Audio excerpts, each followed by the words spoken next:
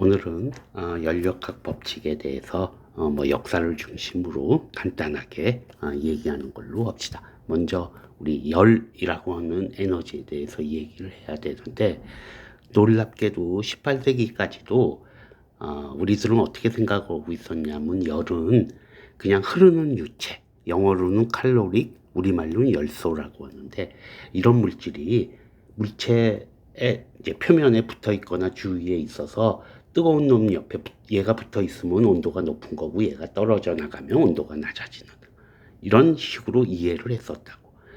그렇게 되면은 온도가 높았을 때 부피가 커지는 현상, 그것도 충분히 설명을 할 수 있는 거고.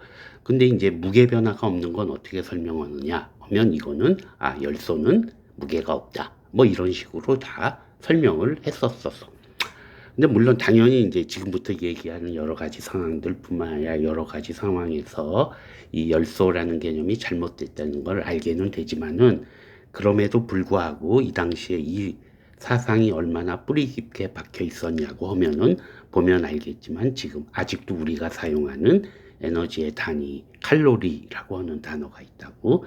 그 칼로리라고 하는 단어가 여기 열소에서부터 온 걸 봐도 당시에는 이게 일반적인 믿음이었다고.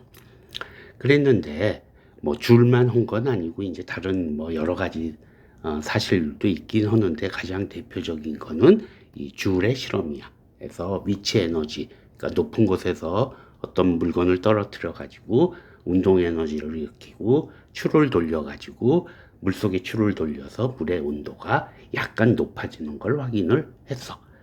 그리고 이 에너지가 위치 에너지하고 동일하다는 것까지 어떻게 실험적으로 확인을 할 수 있었다고 그래.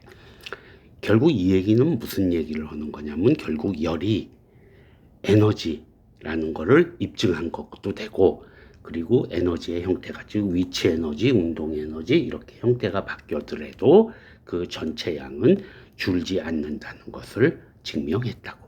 거기서부터 우리가 지금 얘기하는 에너지 보존 법칙, 연력학 제1법칙이 확립이 됐어.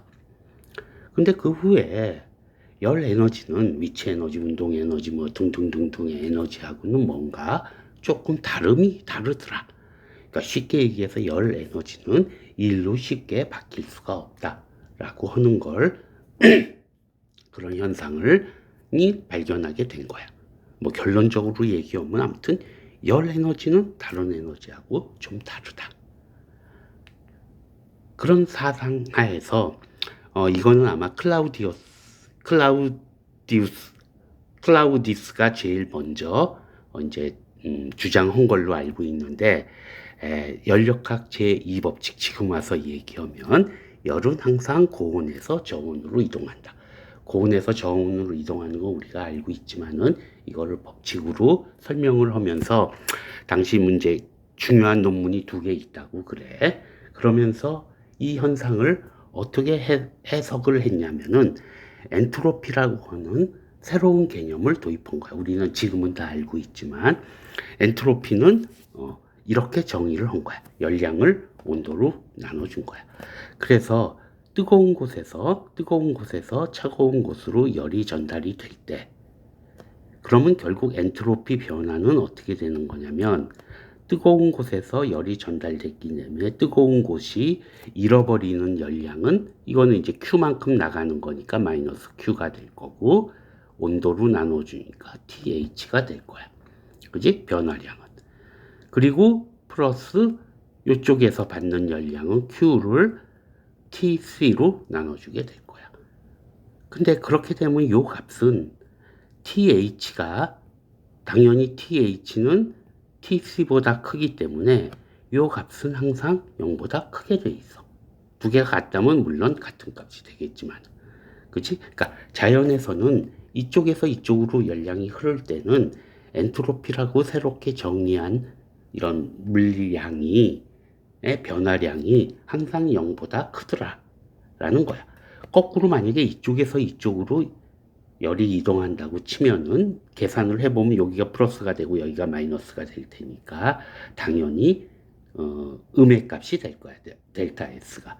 그러니까 자연에서 그런 현상은 일어나지 않는다. 즉 무슨 얘기? 자연에서 자발적으로 일어나는 현상은 엔트로피가 증가하는 방향으로 이동한다 라고 클라우디스가 설명을 한 거야. 그치? 그 다음에 이제 켈빈이라는 사람은 훨씬 뒤라고 알고 있는데, 아무튼 열기관에 대한 얘기를 하면서 이제 이와 같이 우리가 지금 다 알고 있는 내용을 연력학 제2법칙의 하나의 표현으로 사용을 했다고. 근데 여기서 이제 아주 획기적으로 다른 이론이 하나 나오는 게, 내가 일부러 연도도 썼어. 볼츠만이 1877년도에 얼마 되지 않아. 당신은 뭐 정보 교류도 지금처럼 뭐 인터넷이 있던 시절도 아니고 활발하지 않던 시절이니까 정보 전달도 그렇게 빨리 되지 않음에도 불구하고 클라우디스가 주장한 엔트로피라고 하는 새로운 개념을 볼츠만은 무질서해지는 방향으로 변한다. 이건 무슨 얘기냐면 엔트로피는 확률이 높은 방향으로 진행된다 라고 하는 얘기. 무슨 얘기? 엔트로피를 이와 같이 정의를 한 거야. 엔트로피를 이와 같이 정의를 했다는 건 무슨 얘기냐면은, 여기서 엔트로피는 뭐 상수값이고 로그 W, 여기서 W는 개의 거시적인 상태에 대응하는 미시한 상태의 수를 얘기해. 이건 지금 무슨 얘기를 하는 거냐면은, 예를 들어서 이런 물 안에 잉크를 한 방울 떨어뜨렸다고 치자고. 그러면 잉크가 여기 가만히 있는 거하고, 그 다음에 잉크가 여기서 막 움직여서 이렇게 골고루 분산되는, 그치? 이렇게 무질서하게 분산되는 경우하고 당연히 이룰 수 있는 경우의 수는 이쪽이 많다라는 얘기야. 그래서 그러니까 이 W 값이라는 게 이게 그냥 우리가 확률론에서 지금 얘기하는 경우의 수라고 생각을 하면, 이쪽보다는 이쪽이 경우의 수가 많은, 즉 W 값이 클 거고 엔트로피 값도 이쪽이 클 거야. 그지? 그리고 무질서한 상태일 거다. 얘보다는 무질서한 상태일 거야. 그지?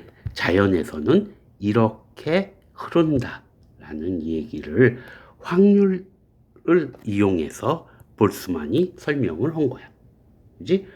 이 이론이 사실 이제 나도 충분히 이해하지 못한 상황에서 설명을 하고 있는데, 이 볼츠만의 이론이 결국은 지금 어디까지 와 있냐?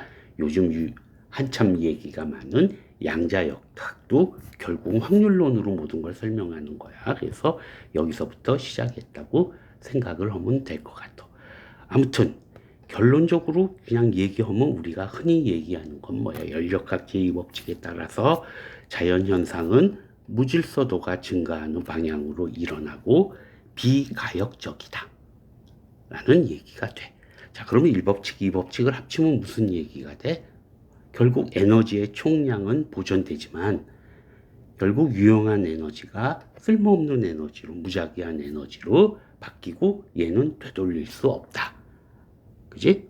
그런 식으로 얘기가 되면서 요즘 뭐 지속 가능한 환경을 우리가 추구해야 된다. 뭐 이런 얘기를 하고 있어. 그지? 실제적으로 일상생활에서는 내가 지금 약간 엉뚱한 걸 하나 갖고 왔는데, 혹시 아는 사람 있을지 모르지만 뮤즈라고 그 영국의 록 밴드 유명한 밴드인데, 앨범 제목이 세컨드로야. 제2법칙이라고 돼 있고 거기 실려 있는 곡들이 유명한 곡도 있어. 런던 올림픽 주제가로 사용된 서바이벌. 그지? 제일 뒷부분에 보면 세컨드 로의 unsustainable. 이게 무슨 얘기야? 지속 가능하지 않은. 그지? 그러니까 가만히 놔두면 연력학 제2법칙에 따라서 지속 가능하지 않은 상태가 될 거니까 우리가 뭔가를 해야 된다. 뭐 이런 의미를 갖고 있는 곡이라고 생각이 들어. 자, 연력학 제2법칙이 이런 거였고, 뭐 3법칙은 뭐 이제 간단히 그냥 설명을 하면 이제 엔트로피라고 하는 새로운 개념이 나왔는데, 요 엔트로피를 계산하는 방법에 대한 얘기야. 간단히 내가 문장을 썼는데, 엔트로피는 분자의 움직임하고 관련 있는 지표야, 당연히. 그지? 그러니까 온도가 낮을수록 그 값도 작아질 거야. 그리고 절대온도 0도 근처에서는 이 값도 작고 또 모든 물질들의 엔트로피 값도 다 작고 그리고 비슷할 거야. 그치? 그러니까 연력학 제3법칙이라고 하는 건 그러니까 절대 온도 0도에서 모든 물질들의 엔트로피 값은 매우 작고 또 비슷하니까 그냥 얘들이 전부 0이라고 해버리자 라고 하는 게 연력학 제3법칙이야.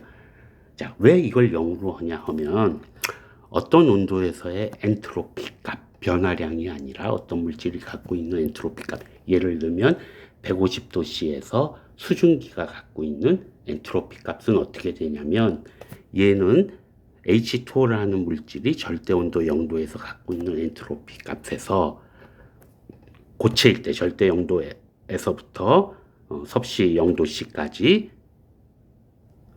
열량, 그지? 열량에서부터 엔트로피 변화량을 구할 수 있고, 그리고 고체 얼음이 물로 바뀔 때 상변화가 일어날 때의 엔트로피 값, 엔탈피 값에서부터 엔트로피 값 계산할 수 있고, 그리고 0도씨에서부터 100도씨까지 물, 액체 상태에서의 엔트로피 변화량을 CP 값에서부터 구해주고, 그리고 기화가 일어날 때의 엔트로피 변화량, 그리고 이제 100도에서부터 150도씨까지 수증기, 기체가 갖고 있는 엔트로피 변화량을 구해주면 그 값을 다 더해주면 150도씨에서 수증기가 갖고 있는 엔트로피 값을 구할 수 있다는 얘기가 돼. 요 값은 우리가 실험적으로 구할 수 없으니까 요 값을 모든 물질이 다 0이라고 놓고 보면은, 그지? 어떤 물질이 어떤 온도에서 갖고 있는 엔트로피 값을 구할 수 있게 된다라는 거야. 그래서 연력학 제3법칙의 엔트로피 값이라는 이런 표현을 사용을 한다라는 거야.